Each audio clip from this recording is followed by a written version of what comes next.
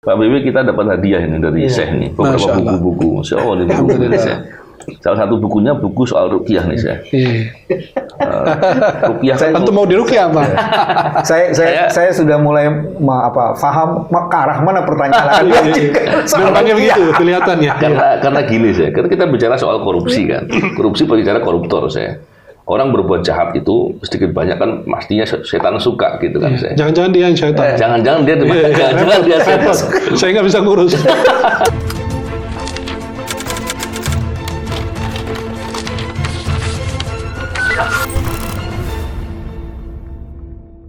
Bismillahirrahmanirrahim. Assalamualaikum warahmatullahi wabarakatuh. Salam integritas anti korupsi.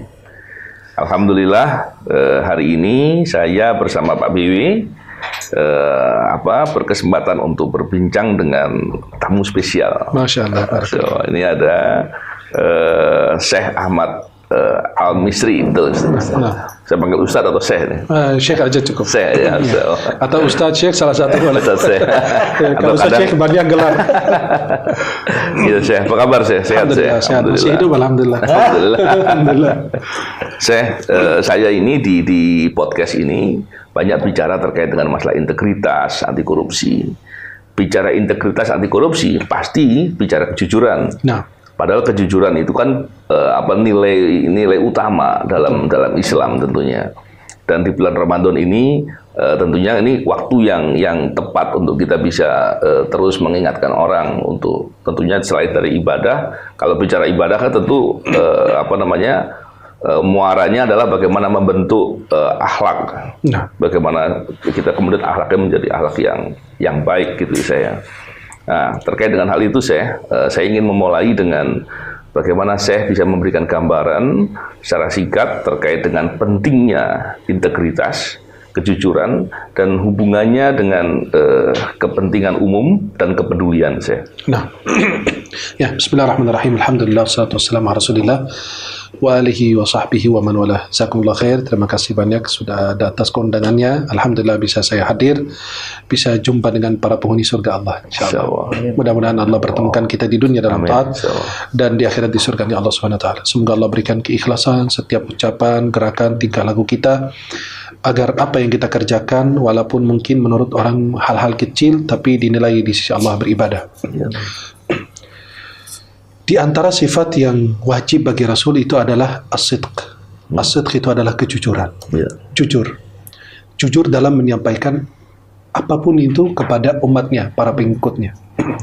Dan itu termasuk sifat wajib, bukan sesuatu yang mustahab atau yang dianjurkan. Allah berfirman kepada Nabi Muhammad, "Ya ayyuhar rasulu balligh ma unzila ilaika min rabbik." Wahai Rasul, sampaikan apa yang Allah turunkan kepadamu. Wa in lam taf'al fama ballaghta risalata. Jika engkau tidak sampaikan, maka engkau mengkhianati. Engkau tidak amanah menyampaikan itu. Wa in lam taf'al fama ballaghta risalata wallahu ya'simuka minan nas. Jika engkau merasakan ada khawatir, ada ketakutan, engkau akan ditolak, maka Allah akan melindungimu daripada manusia dan kejahatan manusia. Jadi pada saat kita menyampaikan segala hal itu perlu kita perlu jujur, walaupun akan dijauhi semua orang, dan tidak usah sekali-kali berdusta walaupun akan didekati semua orang. Kita bisa memperindah penampilan kita, agar orang melihat kita wow gitu kan, indah. Tapi kita harus lebih memperindah akhlak kita. Pada saat dilihat oleh orang itu dia kagum. Islam itu adalah agama akhlak. Allah memuji Nabi Muhammad karena akhlak. Wa innaka la'ala khuluqin 'azim. Ala itu di atas. Ada ala, ada fauqah. Di atas menempel atau tidak menempel. Nabi itu memiliki akhlak di atas puncak semua akhlak. Maka laqad kana lakum fi Rasulillahi uswatun hasanah. Suri tauladan yang baik. Maka seorang muslim itu kalau berkata jujur, dia mendekati kebaikan. Kalau dia berkata dusta, dia mendekati kejahatan dan keburukan. Dan itu sifat Yahudi. Sifat Yahudi dalam Al-Quran itu, dan digabung dengan suap, dengan korupsi. Allah berfirman, "Samma'una lil kadhibi, akaluna lis-suht." Digabung. Samma'una lil kadhib, mereka suka mendengar berita bohong. Bukan hanya mendengar, tapi mempercayainya. Dan terpengaruh dari berita tersebut. Sama'una lil kadhibi akaluna lis-su'd. Mereka suka makan yang haram. Kata Sa'id bin Jubair dan para ahli tafsir bahwa itu rishwah, suap, korupsi. Jadi karena memang jiwa mereka, pendengaran mereka sudah rusak, jadi apapun yang mereka lakukan itu hal biasa. Maka akaluna lis-su'd, mereka itu senang banget dengan memakan yang haram. Karena memang dari dirinya sendiri nggak ada sensor, nggak ada alarm, nggak ada mengingatkan, karena rusak. Sebagaimana Nabi bersabda, man nabata jismuhu min haram fannar aula bih. Barang siapa yang jasadnya tumbuh dari yang haram, maka neraka lebih utama memakannya. Maka doanya tidak akan mustajab, sedekahnya nggak akan diterima, dan banyak hal mempengaruhi orang tersebut. Maka kejujuran itu sangat perlu sekali, walaupun kita dijauhi semua orang. Dan jangan sekali-kali berdusta walaupun kita akan didekati oleh semua orang. Masya Allah, luar biasa saya. Dan saya kan tadi saya mengatakan itu luar biasa itu Pak Bim. Jadi yang saya Ahmad tadi sampaikan bahwa kejujuran atau kebohongan tadi ya, dan uang haram tadi itu ternyata berdampaknya juga kepada perilaku. Betul. Betul ya saya. Ini luar biasa. Jadi kalau orang berbuat korupsi dan kemudian hasil korupsinya itu diberikan ke anaknya, berarti dia sedang menjerumuskan anaknya di dalam neraka. Padahal neraka. Allah minta qu anfusakum wa ahlikum nar. Jagalah dirimu, keluargamu dari neraka. Dan dia menanamkan kebencian di antara masyarakat. Karena saya punya uang, saya bisa bayar, saya bisa beli. Betul. Maka yang nggak punya itu merasa benci kepada saya. Benci kepada yang memberi dan yang menerima. Maka dalam hadis riwayat Tirmidzi, la'ana Rasulullah ar-rashi wal murtashi. Rasulullah melaknat orang yang menerima suap dan yang memberi. Dalam riwayat lain, la'anallahu ar-rashi wal murtashi wal ra'ish. Orang yang menerima, yang memberi dan yang memfasilitasi. Maka pertama melakukan kerusakan di muka bumi karena menyebarkan kedengkian dan kebencian. Kemudian yang kedua, doanya tidak akan diterima karena sesungguhnya Allah Maha baik dan menerima yang baik. Ya, innallaha thayyibun la yaqbalu illa thayyiban, dalam Sahih Muslim dari Abu Hurairah. Sesungguhnya Allah Maha baik dan menerima yang baik. Maka di zaman Imam Abu Hanifah ada orang mencuri sesuatu kemudian disedekahkan. Dia bilang aku mencuri, ditulis dosa. Aku sedekahkan, ya tahu sendiri. 7, 10 bisa lebih dilibatkan gandakan pahalanya. Kata Imam Abu Hanifah, kau mencuri niat tetap dosa. Kau sedekahkan nggak diterima. Maka kadang-kadang kalau dia suap hasil dari korupsi segala macam, dia umrah bertahun-tahun berkali-kali, nggak diterima juga, sia-sia. Bikin masjid di mana-mana. Oh, masya Allah, luar biasa. Bikin tasbih kayak waliullah lagi kan. Tapi kelakuannya itu berbeda. Jadi pada saat dia umrah juga nggak diterima. Ya, gugur kewajiban tapi nggak ada pahala. Seperti orang sholat tidak khusyuk. Kan inti dari sholat adalah khusyuk. Qad aflahal mu'minun alladzina hum fi sholatihim khashi'un. Inti dari sholat khusyuk. Tapi kalau saya nggak khusyuk, ya gugur kewajiban tapi nggak ada pahala. Seperti ya udah, gerak-gerakan aja gitu. Dari yang saya sampaikan tadi Pak Bimi, Syekh Ahmad juga cerita soal secara tadi saya kira dari beberapa dalil yang dikutip sama beliau, itu juga bagaimana kita itu tentunya dalam menyampaikan atau berlaku jujur atau berbicara jujur dan bersikap apa adanya, dari jangan terus karena bersikap agar disukai orang atau takut dibenci. Itu hal yang kemudian mesti harus dilihat bahwa ternyata orang banyak takut untuk bicara jujur karena jujur kadang-kala membawa resiko katanya ya. Walaupun memang dalam perspektif logika itu kan benar seperti itu memang. Tapi kan kita harus paham bahwa ternyata kejujuran yang disampaikan dengan konsisten itu membuat kekuatan, dan segala kesusahan yang muncul itu bukankah hanya sebagai pendidikan, bukan sebagai hal yang harus dipandang sebagai resiko, tapi sebagai tantangan. Gimana Pak Bebe? Saya nangkep yang saya amat lakukan tuh gini. Kejujuran itu sebenarnya kayak mata uang ya. Nah, mata uang untuk hari ini dan mendatang, untuk dunia dan akhirat. Karena kalau kita punya mata uang itu, pertama orang menjadi percaya. Tidak ada orang yang jujur tak dipercaya. Betul.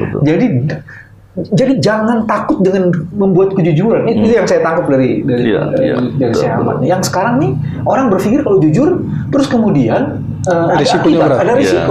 Telusuri mata uang yang tak lekang oleh zaman dan mata uang untuk kehidupan. Itu kita bisa bertukar mata uang itu kepada yang punya jagat. Betul. Seorang koruptor sekalipun untuk mengelola uangnya dia pasti cari orang yang jujur, bukan cari pencuri yang lain. Betul. Dia takut diambil gitu. Betul. Jadi dari situ sebenarnya yang mesti dibilang, kalau pakai bahasa anak muda nih, cuy, kejujuran itu mata uang, bukan cuan mata uangnya. Kejujuran itu mata uang yang kamu bisa tukar. Karena dengan ditukar kejujuran itu yang bisa ditukar dengan kehidupan ini, kau akan bisa dapat kuliah. Pertama tadi, satu tadi apa namanya, dia mendapatkan kepercayaan. Terus kedua, tadi saya bilang dampaknya orang menjadi apa namanya tidak suka. Kalau ini tidak, dipercaya dan kemudian dapat kepercayaan, dan itu silaturahim jalan. Silaturahmi adalah bagian dari rezeki. Betul. Jadi saya meyakini kejujuran itu adalah bagian dari mata uang yang bisa menunjukkan rezeki bagi kita. Jadi nggak usah takut dengan berbuat. Tapi yang perlu ditanyakan kepada mereka-mereka yang menerima uang suap atau yang haram itu, ada satu pertanyaan yang belum Anda menemukan jawaban. Apakah dia merasakan ketenangan batin ketika dia memiliki uang tersebut? Saya yakin selama hidupnya, mau dia menjabat maupun tidak, pasti masih ada ketakutan di dalam hatinya. Karena dia tahu itu salah. Tapi karena sifat satu yang ada pada dirinya, sifat tama, greedy, tamak. Tamak itu rakus. Orang yang rakus itu artinya apa? Merasa kekurangan. Karena merasa kekurangan dia terus menambah. Maka kita selalu bilang sama seorang istri, hati-hati jangan membebani suami dengan beban yang tidak sanggup kerjakan.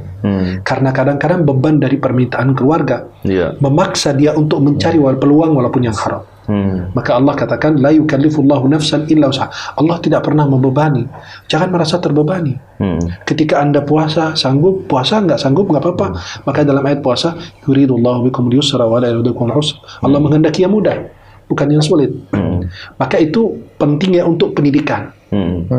Bagaimana kita untuk bisa menghilangkan korupsi dari bumi, itu dengan memasukkan di dalam kurikulum sekolah swasta maupun pemerintah, tapi bukan dalam seminggu sekali pelajaran agama.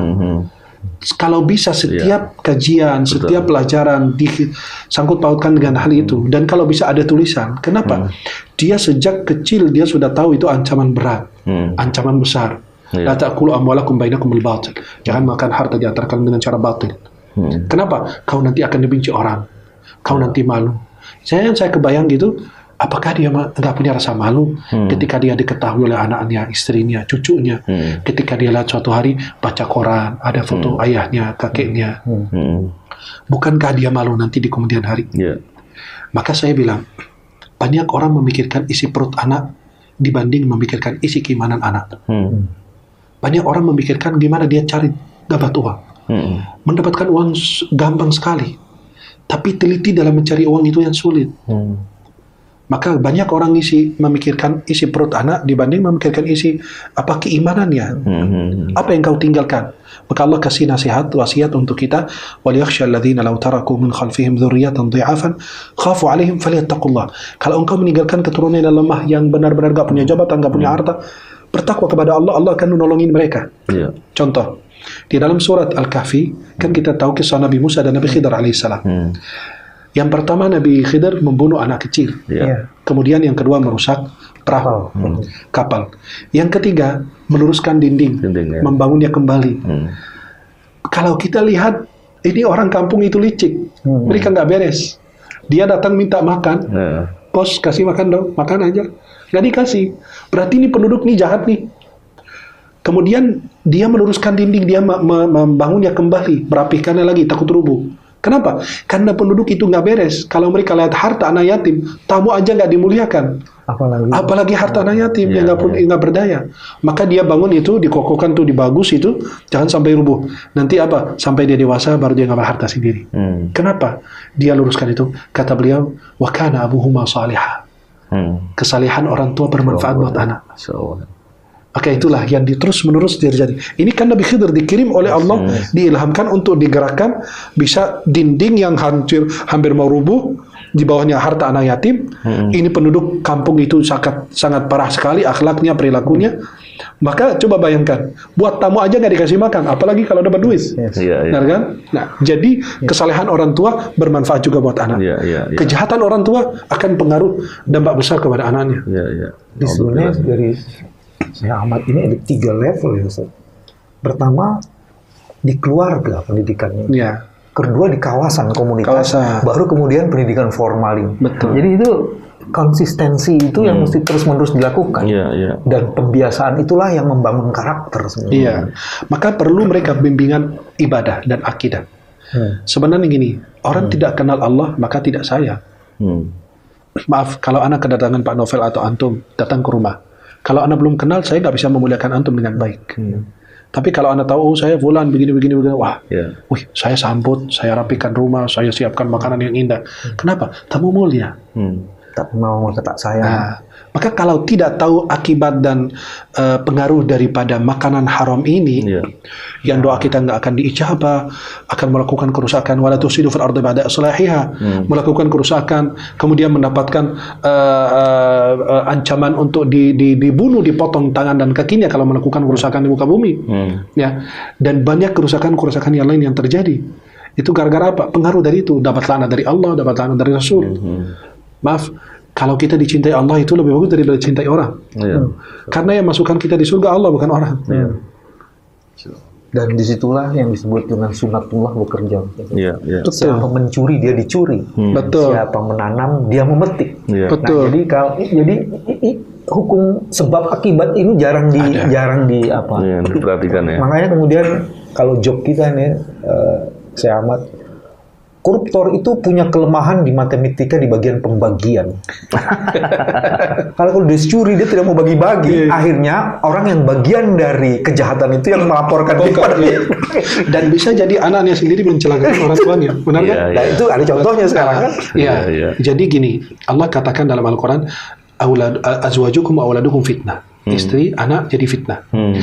Ketika saya teliti kok istri dan anak fitnah, kan dia udah nikah. Anaknya anugerah dari Allah. Pada saat lihat tafsirnya atau sebab turunnya, ternyata seorang suami dulu mau ikut perang sama Nabi, ditahan sama istri dan anaknya. Istrinya takut jadi janda dong. Kalau janda muda kan bahaya. Istrinya masih muda janda. Anaknya jadi yatim. Maka ditahan. Ketika antum diminta tolong, jangan ayah, nanti kalau ayah mau dibunuh gimana kami. Akhirnya dia ikut tidak berperang. Dan dia meninggalkan perang bersama Rasulullah. Ada contoh ya. Jadi anak dan istri adalah fitnah. Dan subhanallah, kadang-kadang Allah menutupi aib sendiri dan dia membongkar diri sendiri. Kan Allah menutupi aibnya. Tiba-tiba Allah bongkar. Dan itu dari mana? Dari keluarganya sendiri.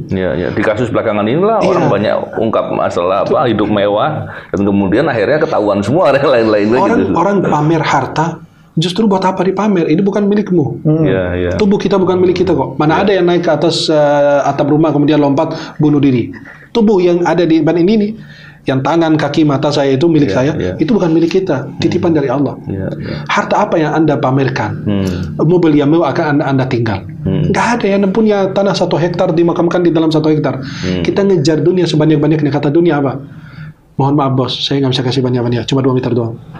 Nggak ada yang maaf, antum punya tanah 1 hektar. Antum dimakamin juga bukan dalam 1 hektar itu, cuma hanya 2 meter itu doang. Kita kejar dunia, kapan dunia ngejar kita? Kita mikirin dunia, kapan dunia mikirin kita? Sebenarnya kata kuncinya ibadah dan akidah itu menjadi dasar. Akhlak. Dan gini saya terkait dengan tadi yang disampaikan soal korupsi tadi ya. Tadi kan tentunya kita melihat ini proses korupsi ini kan banyak atau panjang lah. Ini proses lama dan sudah bermetamorfosa lah menjadi suatu bentuk-bentuk yang lebih canggih, lebih berkelompok dan sistematis lah. Dan kalau kita lihat belakangan ini semakin jauh karena apa? Membuat suatu framing contohnya, membuat suatu persepsi, dan itu kemudian mengganggu anak-anak muda yang mestinya dididik dengan pemahaman, dengan idealisme, dengan nilai-nilai yang baik. Tapi dia di media-media dia lihat contoh-contoh bagaimana orang-orang yang berbuat korupsi itu bisa hidup kaya raya gitu, sepertinya hidupnya bahagia. Padahal nggak ada satupun yang bahagia. Nah, sekarang bagaimana sih untuk menghadapi, untuk menghindari hal itu dan memahamkan kepada anak-anak muda ini? Karena tadi memang kita bisa memberikan gambaran dari beberapa perspektif ya, tentunya perspektif agama dalam hal ini. Tapi untuk memahamkan bahwa mengelola kejujuran, menjaga integritas itu berdampak kepada kesuksesan hidupnya di dunia juga. Betul. Dan seperti apa saya? Itu sebenarnya ada beberapa peran yang harus dijalankan. Pertama, peran keluarga. Ya. Anak itu adalah hasil dari keluarga. Ya. Ucapannya, perilakunya, dengan apa yang dilihat setiap hari dalam keluargaannya. Ya. Itu pertama. Yang kedua, masjid atau musola terdekat rumah. Karena anak itu dibentuk oleh masjid dan musola. Yang ketiga, lingkungan. Yang keempat, itu sekolah. Yang kelima, media. Ya. Media itu dikelola oleh negara. Ya. Jadi kita punya tanggung jawab. Masing-masing ada tanggung jawab yang harus dijalankan. Sekarang media dikelola oleh korporasi. Nah, itu bahaya lagi. Ya, itu apalagi media dikelola orang-orang begitu. Beberapa malah ada kaitan dengan kelompok-kelompok tertentu yang berhubungan dengan perbuatan itu kan perbuatan demikian. Maka perlu kita menghadirkan orang-orang yang sudah taubat, tidak perlu diperlihatkan wajahnya, tapi ditanyakan cuma satu pertanyaan. Kalau perlu kita cuma ini bikin video, nggak usah di blur wajahnya aja, nggak usah terlihat. Kita tanyakan apakah Anda merasakan ketenangan? Itu saja. Kita lihat jawabannya. Nanti kita bisa sebarkan kepada anak-anak atau di medsos. Jadi anak-anak bisa tahu. Oh, ternyata begitu ya. Dia akan menceritakan pengalaman. Ya, pertama pada saat dia ditangkap, betapa besar dia malu. Maaf, ya, istri dan anaknya yang hidupnya mewah tiba-tiba jatuh drastis. Kemudian uang yang anda dapat itu kemanakah? Kemudian perjuangan Anda, perjuangan orang tuamu mendidik membesarkanmu untuk mendapatkan pendidikan yang layak, jabatan yang tinggi. Anda sia-siakan perjuangan orang tuamu. Daripada orang tua menunggu pahala dari kita, malah Anda kirim dosa. Jangan kirim pahala dan dosa.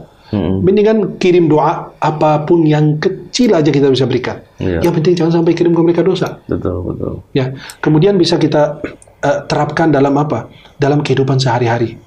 Maaf, dari orang tua sendiri mendidik anak dia bohong. Kadang-kadang handphone kita bunyi. Bilang aja sama Om, Bapak lagi nggak ada, lagi keluar. Betul nggak? Om, Bapak lagi katanya lagi nggak ada. Kita nggak bisa bohong.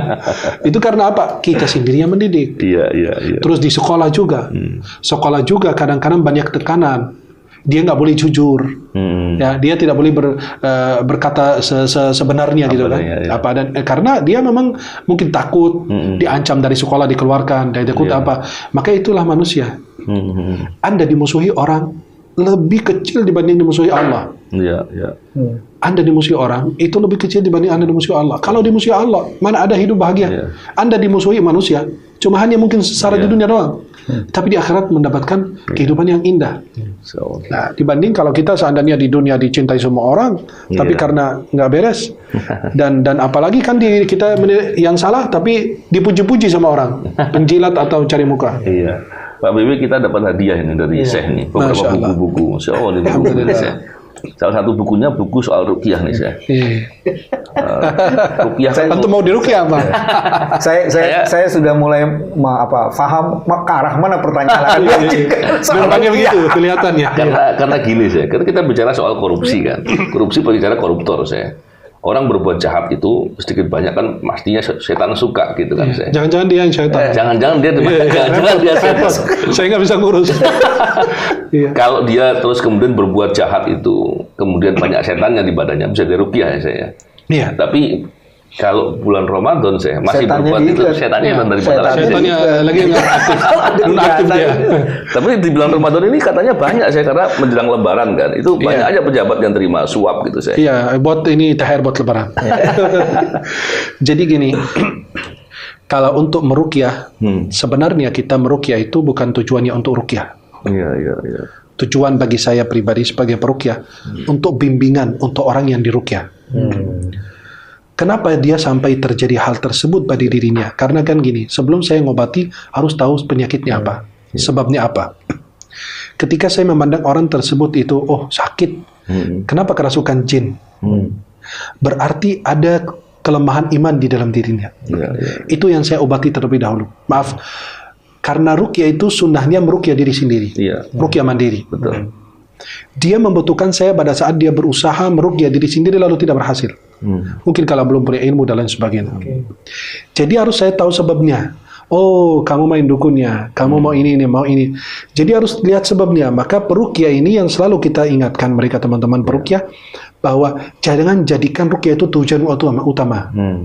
Jadikan ruqyah itu salah satu sebab kita membantu merubah pemikiran orang, meluruskan akidah pemahaman orang, melakukan bimbingan untuk orang. Dia kerasukan jin karena lemah iman. Kerasukan jin karena jauh dari lingkungan yang baik. Kerasukan jin karena jauh dari Allah. Kerasukan jin karena dia jauh dari nilai ibadah. Kerasukan jin karena jauh dari nilai-nilai kebaikan. Itu yang saya harus obati dulu. Nggak mungkin maaf ada luka langsung saya jahit gitu, pasti dibersihkan dulu di apa kan. Orang koruptor itu kan juga pasti karena jauh dari iman kan saya. Jauh dari iman, jauh dari lingkungan yang baik. Iya saya. Karena dia maaf di lingkungan yang tidak bagus. Dia kamu mau ikut bersama kami atau keluar? Karena saya maaf gambarkan itu seperti ruangan. Ruangan itu udah kotor. Kalau antum mau suci masuk ke dalam nggak bisa, karena ini kotor pak. Ya, kalau anda mau ikut kotor sama kita siap, silakan tafadhol masuk. Tapi kalau anda mau baik silakan keluar. Maka kadang-kadang Syekh Syarawi rahimahullah taala, salah satu ulama mufassir abad 20 di Mesir, punya tafsir Syarawi 20 jilid. Itu beliau ketika jadi menteri wakaf di Mesir tidak lama, sebentar saja. Sampai Presiden As-Sadat waktu itu negur Syekh Syarawi. Saya dengar-dengar Syekh Syarawi ini taruh kursi di belakang pintu kantor. Kan biasanya di belakang pintu itu ada kursi. Tiba-tiba kata Syekh Syarawi apa? Biar kalau aku diusir, aku langsung kabur. Artinya apa? Kalau aku tidak dibutuhkan. Ternyata banyak orang tidak merasakan kenyamanan dengan keputusan beliau, dengan kejujuran beliau dan lain sebagainya. Maka beliau yang tidak bertahan. Jadi beliau langsung keluar, nggak nyaman. Maka tujuan utama untuk yang koruptor itu adalah yang pertama perlu bimbingan akidah, ibadah, menghubungkan dia dengan Allah. Dia putus sebenarnya. Maaf, kalau antum ada sinyal di handphone antum, anda nggak punya sinyal, nggak bisa komunikasi.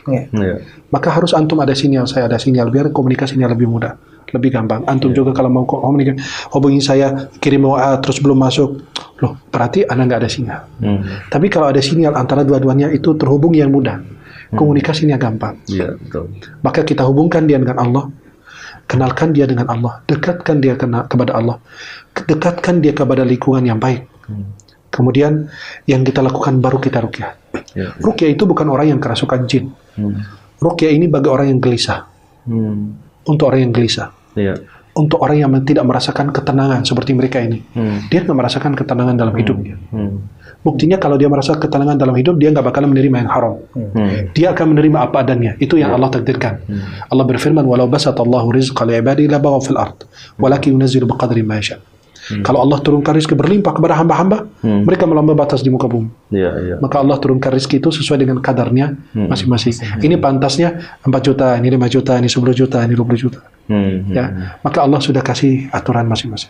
Jadi kita meruqyah orang itu, saya kadang-kadang ruqyah jamaah, saya ada jin, tak. Tapi kamu lagi gelisah, ya udah kita ruqyah aja kamu.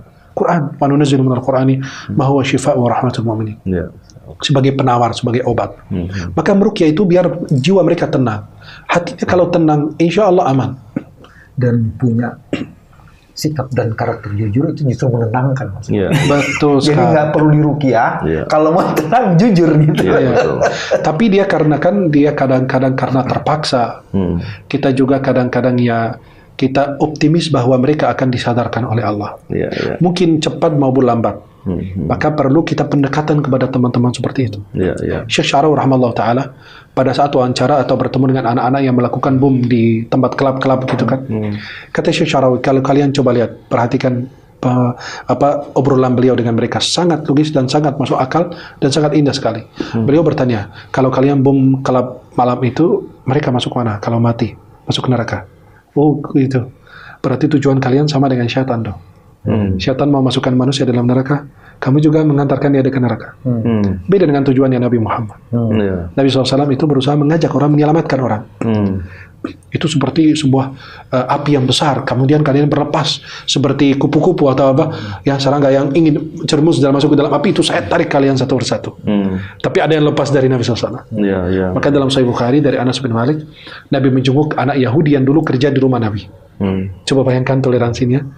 Anak Yahudi kerja di rumah Nabi. Pada saat dia sakit sakaratul maut, Nabi datang menjenguknya. Nabi mengajak dia masuk Islam.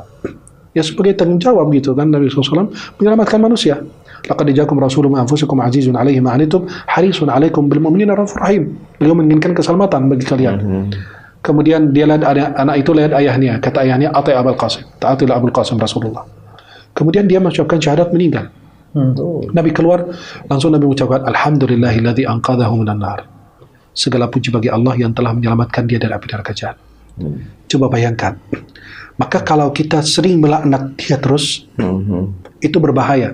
Maka kita harus kasih peluang bahwa pintu rahmat itu luar biasa. Ibnu Abbas itu didatangi oleh seseorang bertanya hukum orang yang membunuh orang, apakah ada taubat? Ibnu Abbas cuma memandang wajahnya, kata beliau, ada taubatnya. Terus beberapa saat ada orang datang keyakinannya, apakah orang yang membunuh orang itu ada taubat? Dipandang wajahnya, kata beliau, tidak ada taubat. Murid-muridnya kan kaget. Kemarin bilang atau tadi bilang ada taubat, sekarang nggak ada taubat. Kata Imam Ibnu Abbas, Ibnu Abbas itu radhiyallahu anhu sahabat Rasulullah, anak pamannya Nabi. Orang yang alim dengan ilmu tafsir dan lain. Kemudian kata beliau, saya memandang wajah orang yang pertama dan saya katakan ada taubat karena nampaknya itu telah membunuh orang dan menyesal. Saya bukakan pintu rahmat Allah. Saya nggak mau tutup. Tapi yang kedua itu nampaknya mau cari fatwa dari saya agar dia bunuh orang dulu. Akhirnya saya tutup itu, nggak ada taubatnya. Maka coba perhatikan, kalau kita seperti Nabi Muhammad aja menyelamatkan, la takunu a'unan syaitani ala akhikum. Jangan menjadi penolong syaitan atas saudaramu. Maka ketika saya melihat orang-orang seperti itu, insyaallah antum wajah ahli surga. Loh, anak aja belum kena wudu, belum pernah sholat. Gak apa-apa, kita semua juga begitu kok. Bukan Anda yang sengsara. Itu kan begini, takdir mendahului orang yang amal ahli surga berubah menjadi amal ahli neraka. Kita tidak tahu ya akhi, siapa yang husnul khatimah, siapa yang su'ul khatimah. Tapi kita kasih peluang bahwa Anda ini masih disukai oleh Allah. Untuk Anda disadarkan, untuk Anda ditangkap di dunia, untuk Anda dieksekusi di dunia. Coba kalau di akhirat, lebih berat lagi. Seperti seorang ayah lagi nonton porno. Tiba-tiba tengah dia udah tutup pintu, merasa tutup pintu lagi nonton porno, tiba-tiba anaknya masuk, perempuan. Buka pintu, wahai ayah, bertakwalah kepada Allah. Anak kecil bingung dia. Udah terdiam gitu. Balik lagi ke kamar anaknya udah tidur. Akhirnya dia bingung gitu, dia matikan, dia pergi ke masjid. Yang dia nggak pernah ke masjid, apalagi subuh.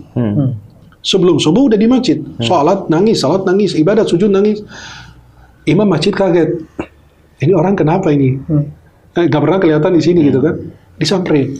Beliau cerita, ya Syekh saya semalam begini. Kata Syekhnya apa? Tuh dengan kata yang indah. Bersyukur kepada Allah, Allah kirim anakmu menegurmu, menyadarkanmu. Coba kalau kirim malaikat maut. Selesai. Repot. Gak bisa lagi. Maka mereka itu mungkin jauh dari Allah, kita berusaha menarik mereka mendekat dengan Allah. Kita selamatkan mereka. Tapi kalau kita sering koruptor begini kan, memang kita tahu itu salah. Kelakuannya dia salah. Dia juga manusia kayak kita. Kita punya dosa, dia punya dosa. Dosa kita beda dong. Mungkin. Maka kita jadi peluang untuk mendekatkan dia kepada Allah, menghubungkan dia kepada Allah, mendekatkan dia dengan Allah, kenalkan dia dengan Al-Quran. Coba kalau Anda ini benar-benar yakin dan percaya bahwa semua yang Allah berikan itu terbaik buat hamba. Nah, itu kita kasih peluang.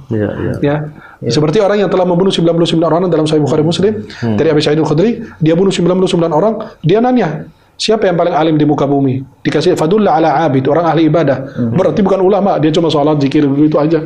Dia nggak paham. Ilmunya tidak mendalam. Akhirnya dia bertanya, ahli min taubah, apakah saya ada taubat? Nggak ada. Orang 99 orang kamu bunuh, mau tobat apa lagi? Ini udah melebihi batas. Akhirnya langsung dibunuh, habis jadi 100. Dia merasa juga ini masih belum nyaman, hatinya, sensor di sini belum nyaman. Ada hati nurani yang masih, pasti ada taubat. Fasa'ala an a'lami ala ard. Bertanya tentang orang yang paling alim di muka bumi. Fadulla ala alim. Yang pertama abid, ahli ibadah. Sekarang alim, udah paham itu. Akhirnya dia datang kepada ulama, dia bertanya, saya ada taubat. Ada? Siapa yang bilang kamu ada taubat? Tapi tinggalkan negerimu, tuh lingkunganmu. Karena ardusu, negeri yang buruk. Pergi ke negeri yang baik. Pindah lingkungan yang baik. Kalau Anda ada di lingkungan itu nggak bagus, nggak ada masjid dekat rumah, pindah. Kadang-kadang kita di komplek, nggak ada masjid dekat rumah kita, kita senang, bahagia. Justru cari masjid dulu. Cari tetangga dulu, siapa lingkungan kita. Maka betapa indahnya kalau rumah kita dekat masjid, dekat mushola. Jadi enak. Maka beliau itu berjalan dari negeri yang buruk menuju negeri yang baik. Sampai dia meninggal di tengah jalan. Malaikat mau cabut, malaikat rahmah, malaikat azab. Yang rahmah bilang dia sudah niat. Kata malaikat azab, dia belum sampai ke negeri yang baik. Allah utus malaikat dalam rupa manusia jadi wasit di antara mereka. Nih, kita ukur, kata beliau. Ukur ke negeri yang baik dan negeri yang buruk. Dia dekat kemana? Sampai Allah sendiri campur tangan. Allah katakan dalam riwayat di luar Sahih Bukhari Muslim, tentang tentang bumi ini, wahai negeri yang baik mendekatlah, wahai negeri yang buruk menjauhlah. Coba Allah sendiri turun tangan karena Allah ingin memberikan kesempatan hamba itu. Insya Allah. Luar biasa, saya banyak sekali nilai-nilai yang saya sampaikan tadi, dan semoga bisa menjadi menjadi pemahaman lah. Kita berharap semoga orang-orang yang masih berbuat korupsi kemudian sadar dan kemudian menjauhi apa yang selama ini dilakukan, karena itu kebutuhannya, kepentingannya dia. Begitu juga orang yang kemudian masih pada posisi anak-anak muda, mereka harus tahu bahwa kebutuhannya adalah menjaga integritasnya, kejujuran, dan amal ibadah itu menjadi lebih baik. Betul. Dan luar biasa. Itu prasyarat untuk menjadi berhasil, meminimalisasi problem, mudah dipercaya, dan itu kemudian silaturahim termasuk di situ. Betul. Jadi banyak berkahnya. Ada keberkahan di samping kejujuran. Ya, luar biasa sekali. Saya terima kasih banyak. Barakallah. Jazakallahu khair. Amin wa yakum. Dan barangkali nanti di waktu-waktu yang lain kita ingin undang saya lagi, saya untuk bisa diskusi, untuk bincang, dapat nasihat dari saya. Amin, amin. Barakallah. Terima kasih. Salam integritas, anti korupsi. Assalamualaikum warahmatullahi wabarakatuh. Waalaikumsalam warahmatullahi wabarakatuh.